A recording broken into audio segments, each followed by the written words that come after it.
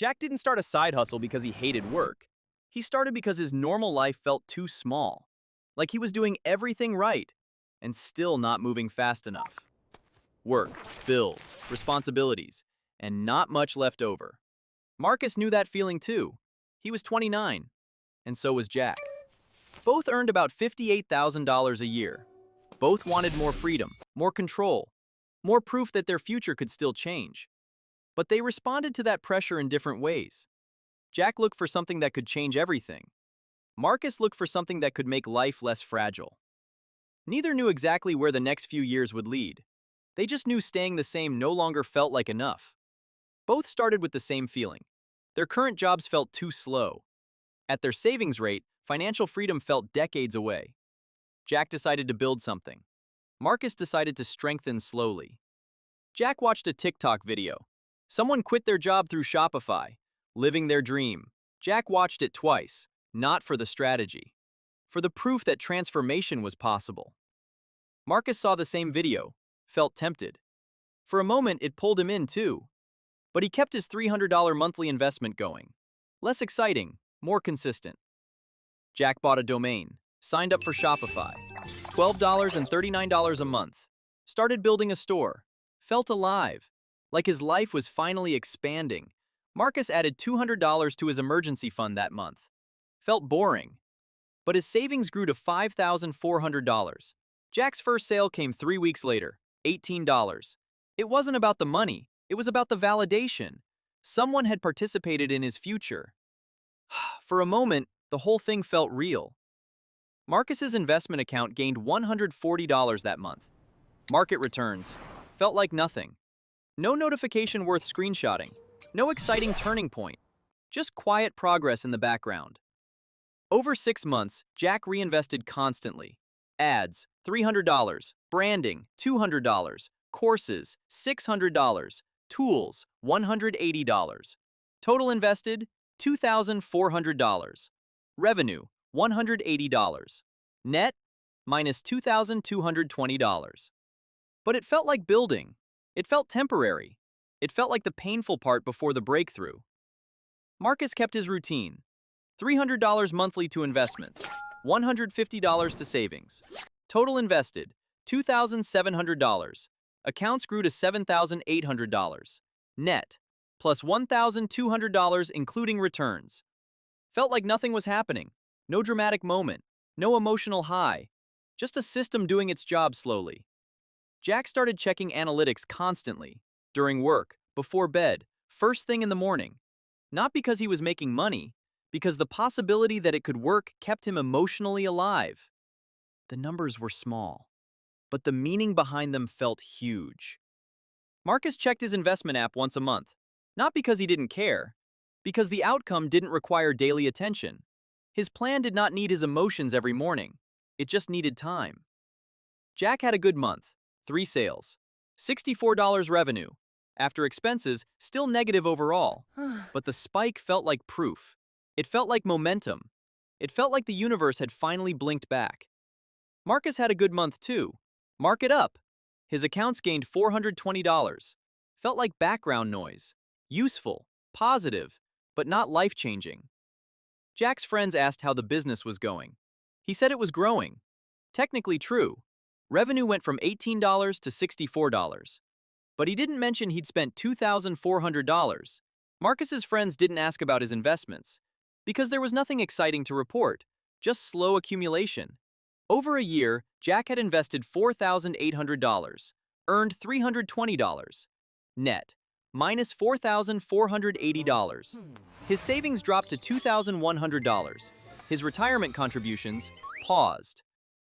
But the business felt close to working, and that closeness was hard to walk away from. Marcus had invested $5,400. His accounts grew to $12,600. Net, plus $1,800, including returns. His emergency fund, $7,200.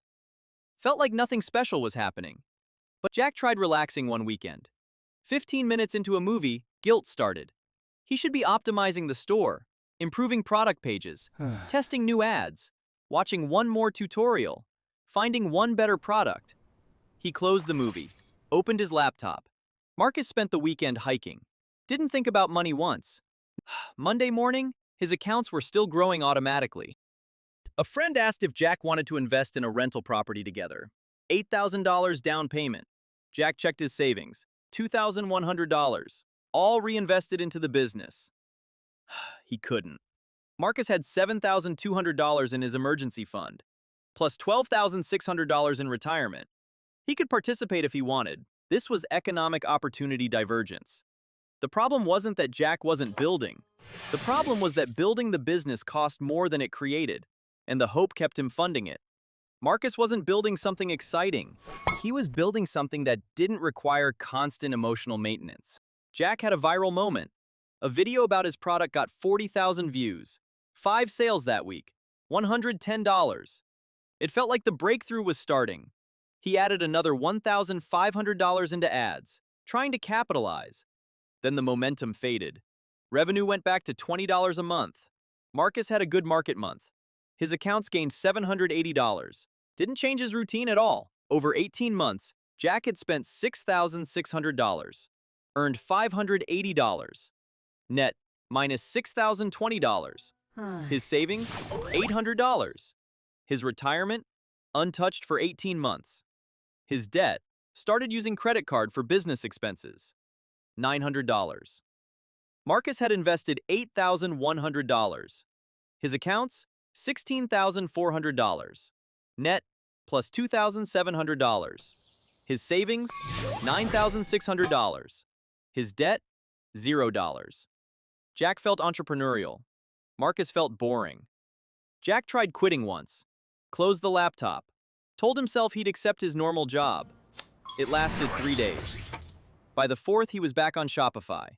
Not because he had a new strategy, because the alternative felt like giving up on the only version of himself that felt alive. Marcus never thought about quitting his routine. Not because it was exciting, because it didn't require emotional belief, just consistency. Jack's business had moments. A good week, a positive review, a small profitable month. Just enough to keep the possibility alive. Never enough to actually change his life. Marcus's accounts had no moments, no viral spike, no customer review, no exciting screenshot. Just compounding. Slow. Boring. Relentless. Over 2 years, Jack had spent $8,760 on his side hustle, earned $840. Net, minus $7,920. His savings, $400. His retirement, paused for 2 years. His debt, $1,200. Marcus had invested $10,800. His accounts, $21,400. Net plus $3,800. His savings, $12,000. His debt, $0. Jack still felt like his path was smarter, because transformation felt closer than accumulation. Marcus still felt like nothing exciting was happening, because stability doesn't announce itself. If Jack had followed Marcus's path, he'd have roughly $33,000 in combined assets. If Marcus had followed Jack's path, he'd be in debt with minimal savings. The side hustle economy didn't decide their outcomes. Their emotional need for transformation did. Jack never regretted trying. He regretted that it consumed his financial life. Marcus sometimes felt like he was wasting time, going slow while others built empires. But his life didn't depend on a breakthrough anymore. It depended on time, and time was working for him. Jack still watched side hustle videos, not because he had money left to invest, because the feeling that his life could transform suddenly was the only thing that made normal progress tolerable. Marcus stopped watching those videos, not because he'd given up on ambition, not because he accepted a small life, but because his life slowly became less economically fragile. And economic fragility was the real thing he'd been trying to escape. 2 years passed. Jack chased transformation. Marcus built stability. Neither path was wrong, but their economic realities became completely different. Jack's life still depended on a breakthrough. Marcus's life slowly stopped depending on anything sudden. That was the real difference. They started the same. They ended differently. Not because one was smarter, because one needed transformation to feel alive, and the other needed stability to feel free. Over time, that difference changed everything.